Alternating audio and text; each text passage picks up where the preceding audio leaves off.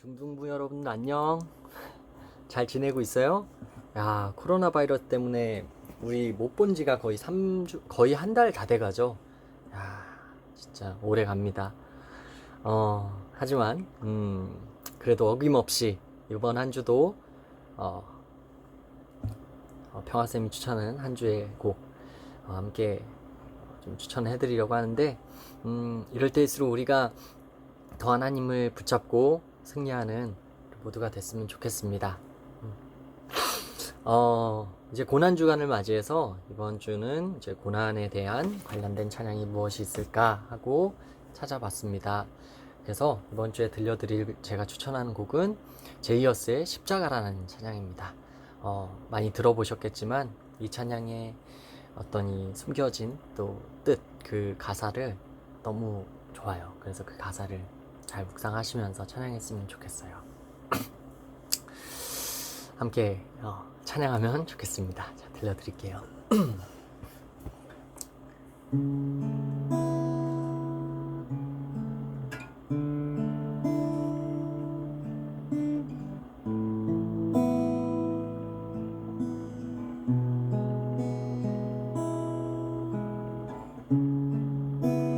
걷고 있네 높은 언덕 아무 말 없이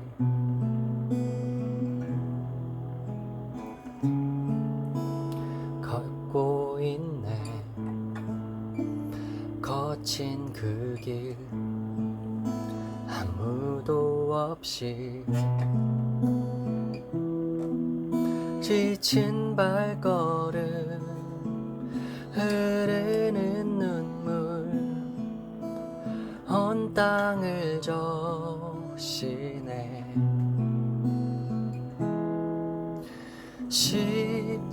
십자가 내 죄 사했네 날 대신하신 한없는 사랑 어린 양 다시 사셨네 크고 놀라운 그 사랑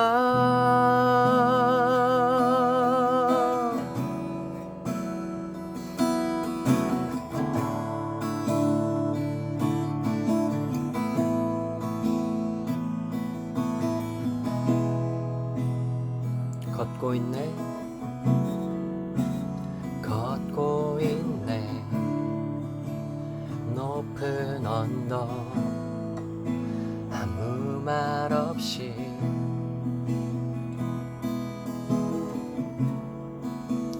걷고 있네 거친 그 길 아무도 없이 지친 발걸음 흐르는 눈물 온 땅을 적시네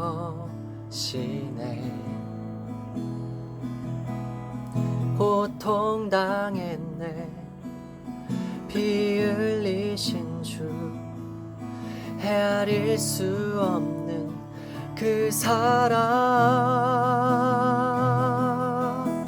십자가 내 죄 사했네 날 대신하신 한없는 사랑 어린 양 다시 사셨네 크고 놀라운 그 사랑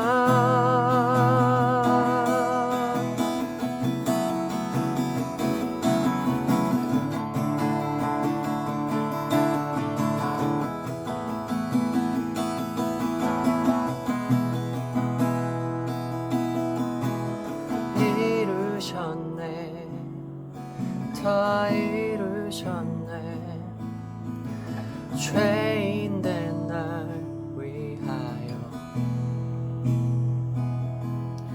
다 이루셨네 다 이루셨네 죄인된 날 위하여 이루셨네 다 이루셨네 죄인된 날 위하여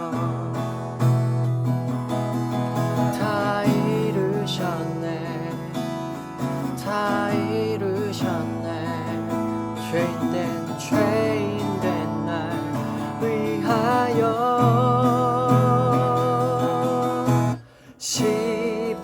십자가 내 죄 사했네 날 대신하신 하나님 사랑 어린 양 다시 사셨네 크고 놀라운 그 사랑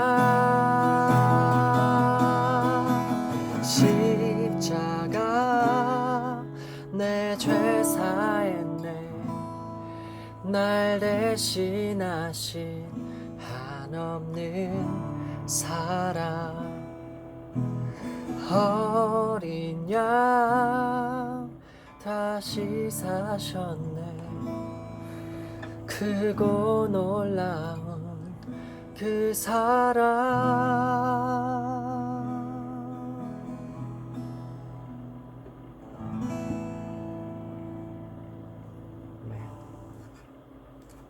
우리 위해 죽으시고 다시 살아나신 주님을 찬양합니다. 여러분 한 주간도 승리하세요. 안녕.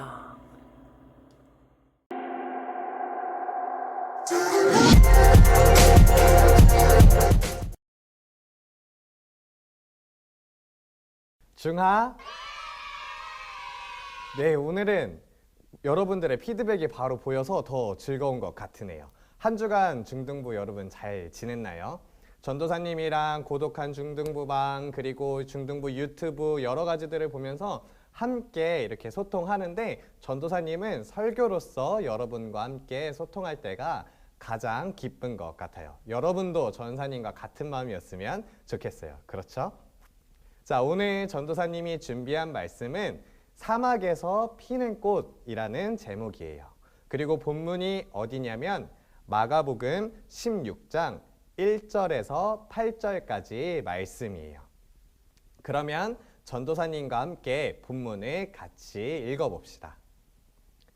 안식일이 지남에 막달라 마리아와 야고보의 어머니 마리아와 또 살로메가 가서 예수께 바르기 위하여 향품을 사다 두었다가 안식일 후 첫날 매우 일찍이 해 돋을 때에 그 무덤으로 가며 서로 말하되 누가 우리를 위하여 무덤 문에서 돌을 굴려주리요 하더니 눈을 들어본즉 벌써 돌이 굴려져 있는데 그 돌이 심히 크더라.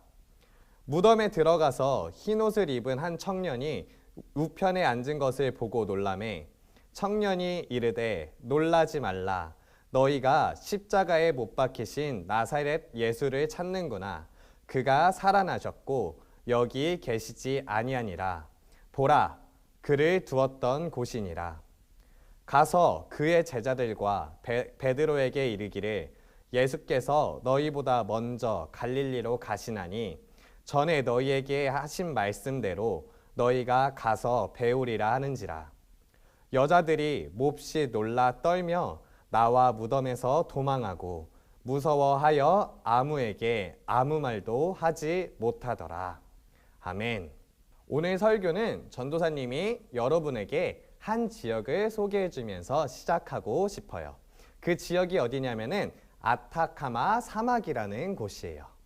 아타카마 사막이라는 곳, 되게 생소한 이름이죠. 전도사님도 몇 번 들어보지 못한 이름이에요. 그런데 이곳은 생각보다 굉장히 유명한 곳이에요. 왜냐하면 지구상에 있는 모든 장소보다 가장 건조한 곳이기 때문이에요. 그래서 이 아카타마 사막은 칠레에 있는데 칠레 기상청에서 항상 기상 관측을 할 때에 몇 년 동안 비가 한 번도 오지 않는 지역도 있다고 해요.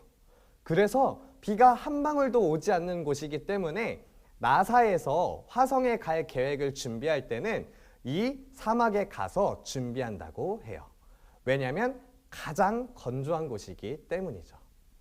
사막은 우리가 알듯이 나무나 꽃이 피어나지 않아요.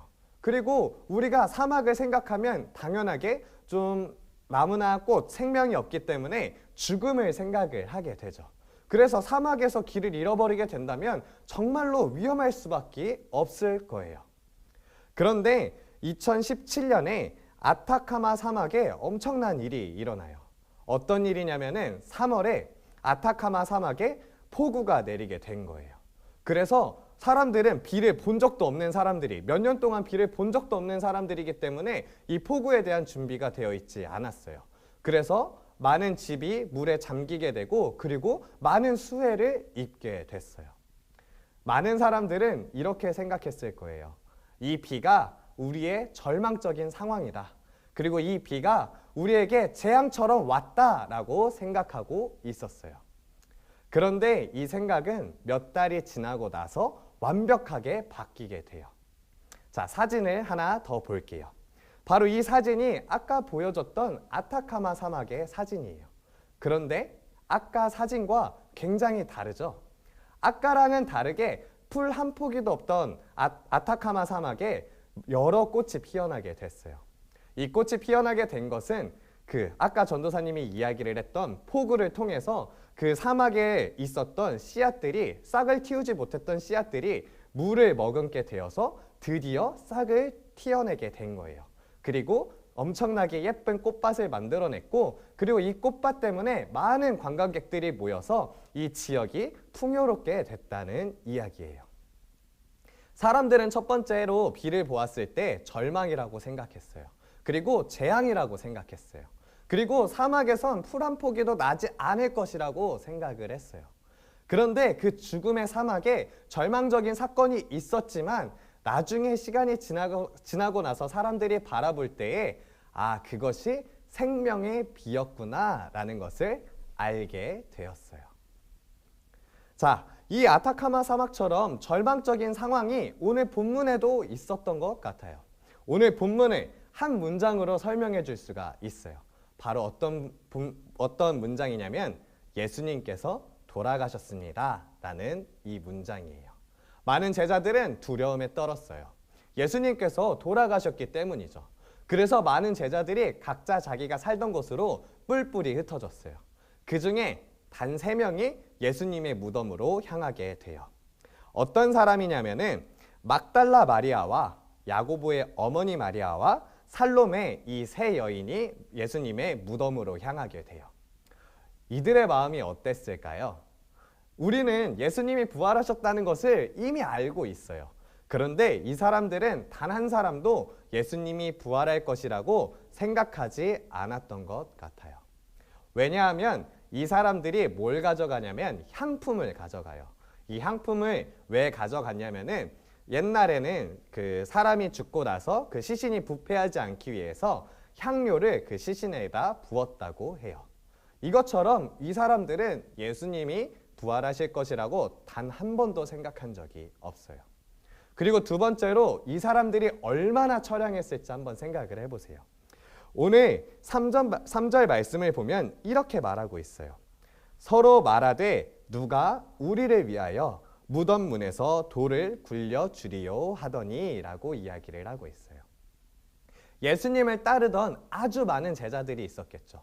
그리고 그 중에서도 아주 많은 남자 제자들이 있었겠죠. 그런데 단 한 사람도 그 자리에 없었던 거예요.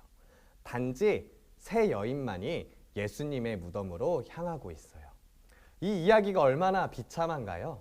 그리고 이 사람들은 얼마나 절망적이었을까요? 그런데 이 사람들에게 절망적인 상황 속에서 진짜의 희망을 만나게 돼요. 이제 이 3 사람이 무덤 앞에 도착했어요. 그런데 무덤 앞에 있던 돌이 사라지게 된 거예요. 그리고 예수님이 있어야 할 그 자리에 한 청년이 있었어요. 우리는 이 청년이 천사라는 것을 알 수 있어요. 이 천사는 이 3 여인에게 이야기를 하는 거예요. 그 이야기, 그 복된 소식이 무엇이냐면 예수님께서는 미리 말씀하신 대로 먼저 갈릴리로 가고 계신다는 거예요. 제자들은, 그리고 여기 무덤에 온 여인들은 예수님께서 자신들보다 먼저 간다는 생각을 단 한 번도 한 적이 없어요. 왜냐하면 예수님이 돌아가셨다고 생각했기 때문이죠. 그리고 예수님의 시신이 사라졌을 때에 정말로 절망적이었을 거예요. 그렇게 최악의 상황 속에서 청년은, 천사는 이 여인들에게 이야기를 하고 있어요. 예수님께서는 너희보다 먼저 갈릴리로 가고 계신다. 이 얼마나 희망적인 상황인가요? 제자들의 최악의 절망적인 상황 속에서 이 청년의, 천사의 한마디를 통해서 이 절망적인 상황은 이제 희망적인 상황으로 변화되게 돼요. 이제 무덤을 향해서 무겁게 걸어오던 발걸음은 더 이상 없어요. 이제 무덤을 떠나 갈릴리로 가는 발걸음은 희망의 발걸음일 수밖에 없을 거예요. 자, 이제 우리의 상황을 한번 생각을 해봤으면 좋겠어요. 우리 이제 만나지 못하는 우리들 얼마나 슬픈가요? 전도사님이 여러분을 만나지 못해서 매주 아쉽다라고 이야기를 하고 있죠. 전도사님의 마음이 너무나도 슬퍼요. 여러분 마음도 그럴 거라고 생각해요. 친구들을 만나지 못하고 함께 예배를 드리지 못하는 이 절망적인 상황 속에서 우리는 희망을 발견할 수가 있어야 돼요. 그리고 한 가지 더 기억해야 할 것은 내일부터 고난주간이 시작돼요. 우리는 한 주간 예수님을 묵상하게 될 거예요. 우리를 위하여서 고난당하신 예수님을 묵상하게 될 거예요. 그런데 우리는 이 예수님의 고난 중에서 희망을 발견할 수 있어야 돼요. 왜냐하면 예수님이 우리를 위하여서 오셨기 때문이에요. 그래서 우리는 진정한 희망을 발견하는 한 주가 될 수 있어야 돼요. 이제 고난주간이 시작됐어요. 전도사님과 여러분이 함께 예수님을 묵상할 거예요. 그리고 전도사님이 여러분에게 예수님을 생각할 수 있는 말씀과 이야기들, 그리고 여러분들이 해야 할 것들을 나눠줄 거예요. 여러분들은 그것을 보면서 예수님의 고난을 먼저 생각해 봤으면 좋겠어요. 그리고 그 고난에만 머물러 있는 것이 아니라 이제 이후에 있을 부활을 진짜로 기대했으면 좋겠어요. 그리고 이 코로나 사태 속에서도 우리가 만나지 못하는 이 현실의 비관할 뿐만이 아니라 그 상황 속에서 우리가 다시 만날 날들을 기약했으면 좋겠어요. 기다렸으면 좋겠어요. 전도사님도 그런 희망을 갖고 그런 기다림을 갖고 여러분들을 기다릴게요. 여러분들도 그런 희망을 갖고서 함께 기다리는 한 주가 되었으면 좋겠어요. 전도사님이 말씀을 마무리하면서 기도할게요. 사랑의 하나님 아버지, 감사합니다. 우리를 사랑하셔서 독생자 예수님을 우리에게 보내주셔서 감사합니다. 이제부터 우리가 한 주 동안 예수님의 고난을 묵상합니다. 하지만 우리가 그냥 그 고난에만 빠져있지 않기를 원합니다. 예수님께서 그 고난을 통하여서 우리에게 가장 큰 기쁨이 되셨고 우리에게 가장 큰 희망이 되셨음을 묵상하기를 원합니다. 한 주간 예수님의 고난을 묵상하면서 진정한 희망을 발견하는 우리들이 되게 하여 주세요. 하나님, 우리가 이 코로나 사건을 통하여서, 이 코로나 상황을 통하여서 비관하기보다는 이 안에서 진정한 희망을 발견하기 원합니다. 우리가 부활의 기쁨을 아니 이 코로나 상황 속에서도 진정한 희망의 기쁨, 진정한 부활의 기쁨을 누리는 중등부가 되게 하여 주세요. 이 모든 말씀 예수님의 이름으로 기도드립니다.